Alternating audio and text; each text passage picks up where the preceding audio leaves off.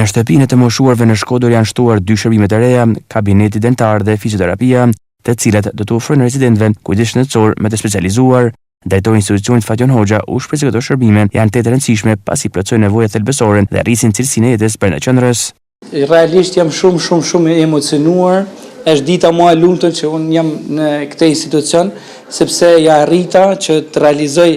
për institucionin e shtëpisë moshuarve Shkodër, për këta gjyshat mrekullueshëm, që të kenë edhe disa shërbime tjera shtesë, siç është shërbimi dentar dhe ai fizioterapist, të cilët janë shumë të nevojshëm dhe domosdoshëm për moshën e tretë. Këto shërbime kanë ardhur edhe falë mbështetjes që na kanë dhënë miqtë tonë, të cilët na mbështesin në vazhdimsi,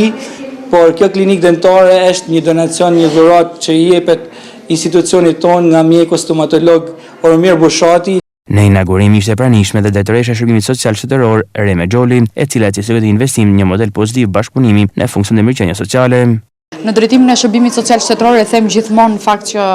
këtë punë o duhet ta bësh me zemër o nuk bëhet dot. Kështu që ne themi shpesh herë që e shohim njëri tjetrin si një familje e madhe, sepse në të gjitha qendrat tona, në të gjitha shtëpitë të moshuarve, në gjithë Shqipërinë, shtëpitë e fëmijëve apo qendrat e zhvillimit, duhet patjetër që të kemi mirëkuptim dhe ta bëjmë këtë punë me shumë dashuri. Është risi në fakt kjo e shërbimit dentar sidomos, që ta kemi brenda qendrës dhe në këtë formë nuk i lodhim gjyshat për dal jashtë qendrës dhe për ta marrë këtë shërbim në spitalin rajonal ku në fakt e kanë marrë më herët, por gjithashtu dhe shërbimi fizioterapisë është shumë mirë që